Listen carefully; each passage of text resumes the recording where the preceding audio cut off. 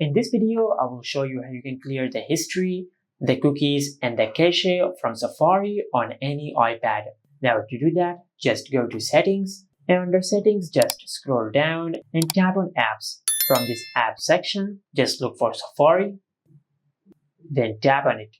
Now from here, just scroll down and tap on Clear History and Website Data. Now to clear all your history, just make sure you select All History. Now if you also want to close all the tabs, you can enable this option, otherwise you can turn it off. After you do that, then just tap on Clear History, and as you can see, we have successfully cleared the history of Safari. Now to clear the cache and the cookies, just scroll down and tap on Advanced. And from here, just tap on Website Data.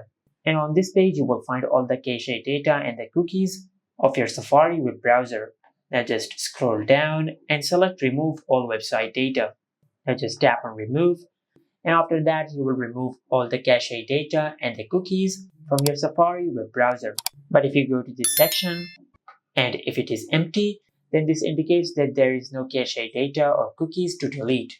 And this is it. Make sure to like, comment, and subscribe. Thank you for watching.